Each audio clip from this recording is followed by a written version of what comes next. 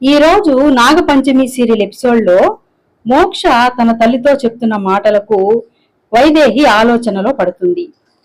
మా భవిష్యత్తు నీ చేతుల్లోనే ఉందమ్మా, నువ్వు తీసుకునే నిర్ణయం పైనే ఆధారపడి ఉంది. నేను పంచమి మా బిడ్డ మీద ఎన్నో ఆశలు పెంచుకున్నాము. ఒకవేళ నువ్వు మా బిడ్డని కడుపులోనే చంపేయాలి అని నిర్ణయించుకుంటే గనక నేను పంచమి మా బిడ్డతో పాటు ఈ లోకం వదిలి వెళ్లిపోవడానికి సిద్ధంగా ఉన్నాం. తర్వాత ఏ నిర్ణయం తీసుకున్నా నీ ఇష్టం అని చెప్పి మోక్ష పంచమిని అక్కడి నుంచి తీసుకుని వెళ్ళిపోతాడు. ఇక బామ్మ విషయానికి వస్తే బామ్మ మీనాక్షిని తీసుకుని పంచమికి సంబంధించిన విషయంలో ఏం జరిగిందో తెలుసుకోవడానికి గురువు గారి దగ్గరికి వెళ్లేటప్పటికి అక్కడ ఉన్న దృశ్యాన్ని చూసి వాళ్ళు భయపడిపోతారు. శిష్యులందరూ సృహ తప్పి పడిపోయి ఉంటారు. గురువు గారు మాత్రం అక్కడ కనిపించరు. బామ్మ భయపడిపోయి నేను అనుకున్నదే నిజమైంది. నేను ఎన్నో సంవత్సరాల నుంచి మన గురువు గారిని చూస్తూనే ఉన్నాను. ఆయన ఎప్పుడు ఇంత ఆందోళనగా ఇంత కఠినంగా ఎప్పుడు మాట్లాడలేదు. ఎప్పుడూ ప్రశాంతంగా ఉండేవారు. అలాంటిది మనకు పంచమి విషయం చెప్పేటప్పుడు కోపంగా ఆందోళనగా కనిపించారు. అప్పుడే నాకు అనుమానం వచ్చింది, గురువు గారు చెప్పిన మాటలు అతనివి కావు, ఏదో దుష్ట శక్తి అతనిలో దూరి పలికించినట్లు ఉంది. అందుకే గురువు గారు అంత కోపంగా మాట్లాడారు. ఇక్కడ పరిస్థితి చూస్తుంటే కూడా అలాగే అర్థమైపోతుంది. నాకు ఏం జరిగిందో నేను ఊహించగలను. ఎక్కువసేపు మనం ఇక్కడ ఉండడం కూడా మంచిది కాదు. ఇక్కడ నుంచి తొందరగా వెళ్లిపోదాం పద మీనాక్షి అని వాళ్ళు అక్కడి నుంచి గబగబా వచ్చేస్తారు. పంచమి జరిగిన విషయాన్ని గురించి ఆలోచిస్తూ ఉంటుంది. అనవసరంగా నాగేశ్వరిని ఇంట్లో నుంచి పంపించేశాను. నాకు నా బిడ్డకు రక్షణగా ఉన్న నాగేశ్వరిని ఇక్కడి నుంచి పంపించి తప్పు చేశానా? కానీ నాగేశ్వరి సహాయం లేకుండా ఆ కరాలిని పనీంద్రని వాళ్ళ బారి నుంచి నేను ఎలా నా బిడ్డను రక్షించుకోగలను? నా భర్తను ఎలా కాపాడుకోవాలో అర్థం కావడం లేదని తనలో తానే మదన పడుతూ ఆలోచిస్తూ ఉంటుంది. చిత్రాజ్వాలలు వచ్చి ఏంటి ఇక్కడే ఉన్నావు, ఏం ఆలోచిస్తున్నావు? అత్తయ్య చెప్పినట్లు వినొచ్చు కదా. నీకు బిడ్డ కంటే నీ భర్తే ముఖ్యమా? మోక్ష చనిపోయినా పర్వాలేదా?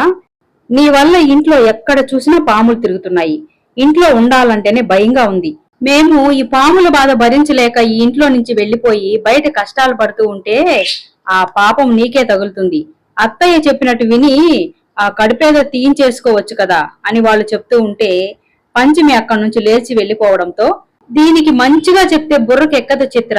మనం ఏదో ఒకటి చేసి ఆ మోక్షకి ప్రాణగండం ఏర్పడే పరిస్థితి కల్పించి దానికి కారణం పంచమి కడుపులోని బిడ్డని రుజువు చేయగలిగితే చాలు. అత్తయ్య దాన్ని ఇంట్లో లేకుండా చేసి తన్ని తరిమేస్తుంది. దానికోసం బాగా ఆలోచించి ఏదైనా ప్లాన్ చేద్దాంరా అని చెప్పి వాళ్ళు అక్కడి నుంచి వెళ్లిపోతారు. గురువు గారి దగ్గరకు వెళ్లి వచ్చిన బామ్మను చూసి ఏం చెప్పారు, గురువు గారిని కలిశారా అని వైదేహి అడుగుతుండడంతో అక్కడి పరిస్థితులను గురించి బామ్మ వివరించి చెప్తుంది. అక్కడ జరగరానిదేదో జరిగినట్లు అనిపించింది. అందుకే గురువు గారిని కలవకుండా వచ్చేశాము. అయినా నేను గురువు గారిని కలిసి కనుక్కునే అంతవరకు నువ్వు ఈ విషయం గురించి మాట్లాడొద్దు అని బామ్మ చెప్తుంటే చెప్పాల్సిందంతా గురువు గారు అప్పుడే చెప్పేశారు కదా అత్తయ్య, ఇంకా చెప్పడానికి ఏముంది, ఇక జరగాల్సిన పని చూడండి అని వైదేహి అంటుంటే మోక్ష మాత్రం ఈ విషయంలో రాజీ పడే ప్రసక్తే లేదమ్మా. నా నిర్ణయాన్ని నీకు అప్పుడే చెప్పేశాను. లేదు కుదరదు అంటే నేను పంచమి ఇల్లు వదిలి వెళ్లిపోతాం. నీకు రేపటి వరకు టైం ఇస్తున్నానమ్మా. ఏ విషయం ఆలోచించి నాకు చెప్పు. మేము ఇంట్లో ఉండాలా వద్దా నిర్ణయించుకుంటాము. కానీ ఈ విషయంలో మాత్రం రాజీ పడే ప్రసక్తే లేదు అని చెప్పి పంచమిని తీసుకుని అక్కడి నుంచి వెళ్లిపోతాడు మోక్ష. ఇంట్లో వాళ్ళందరూ వైదేహికి నచ్చజెప్తారు. నువ్వు ఇంత మూర్ఖంగా పట్టుదలగా ఉంటే మోక్ష నిజంగానే ఇంట్లో నుంచి వెళ్లిపోతాడు. పట్టు విడుపులు ఉండాలి వైదేహి. దేవుడి మీద భారం వేసి పుట్టబోయే బిడ్డని మన కుటుంబంలోకి ఆహ్వానిద్దాము. అంతా మంచిగా జరుగుతుందని ఆశిద్దాం అని చెప్పి అందరూ చెప్తూ ఉంటారు వైదేహికి. చిత్రా జ్వాలలు మాత్రం వైదేహికి లేనిపోని మాటలు చెప్పి వైదేహి మనసు మారకుండా చేయడానికి ప్రయత్నం చేస్తారు.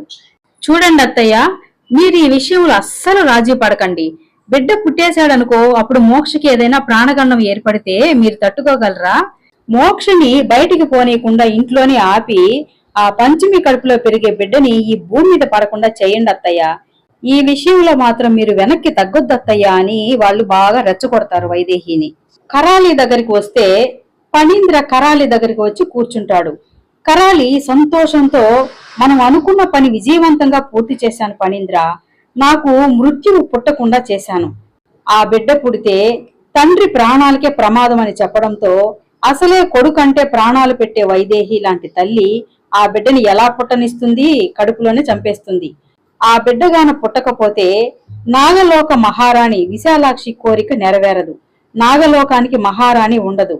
విశాలాక్షి పుట్టలేదంటే నాకు చావుగండం తప్పినట్టే కదా. నన్ను చంపడానికే పుడుతున్న ఆ విశాలాక్షిని పుట్టనీయకుండా చేశాను అని సంబరపడిపోతూ ఫణీంద్రతో చెప్తూ ఉంటే ఫణీంద్ర మాత్రం దిగులుగా ఉండడం గమనించి ఏమైంది, ఎందుకలా ఉన్నావని అడుగుతుంది. ఫణీంద్ర బాధగా ఇలా చెప్తాడు. నీకు సహాయం చేద్దామని అనుకుని ఉన్న నా శక్తులను కూడా పోగొట్టుకున్నాను. నాగదేవత కోపానికి గురయ్యాను. నీతో చేతులు కలిపి ఆ నాగేశ్వరితో పోరాడి గాయపరిచినందుకు నాగదేవత కోపంతో నన్ను శపించింది. నా శక్తులను వెనక్కి తీసుకునేసింది. ఇక నేను భూలోకంలోనే ఉండాలని శపించింది అని బాధపడుతూ చెప్తాడు. బాధపడకు ఫణీంద్ర, నీకు నీ శక్తులు లేకపోతే ఏమైంది ఇప్పుడు? నీకు తోడుగా నేనున్నాను. నువ్వు ఈ ఆశ్రమంలోనే ఉండు. నీకు ఏ లోటు రానియకుండా నేను చూసుకుంటాను. ఇప్పుడు మనం పంచమి విషయంలో గెలిచాం ఫణీంద్ర, దానికి సంతోషించు అని చెప్పి ఫణీంద్రని ఓదారుస్తుంది కరాలి. మోక్ష పంచమి కోసం పాలు కలుపుతూ ఉంటే బామ్మ వస్తుంది. బామ్మ పాలల్లో కుంకుమ పువ్వేసి కలిపి నేను ఇస్తానని చెప్తుంది. సరేనని మోక్ష పాలని బామ్మ చేతికిచ్చేసి తను మెట్లు దిగి వస్తూ ఉంటే చిత్రాజ్వాలలు మోక్ష వచ్చే దారిలో కొబ్బరి నూనెని వేస్తారు. మోక్ష అది చూసుకోకుండా కాలు పెట్టి కాలు జారి కింద పడిపోతాడు.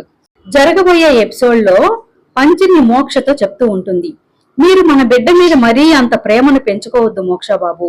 ఎప్పుడు ఏం జరుగుతుందో తెలియని స్థితిలో మనం ఉన్నాము. నేను కూడా మన బిడ్డ మీద ప్రేమని కొంచెం కొంచెం చంపేసుకుంటున్నానని చెప్పడంతో అలా ఏం జరగదు పంచమి, అంతా మంచే జరుగుతుంది, నువ్వేం భయపడకు అని చెప్తూ ఉంటాడు మోక్ష.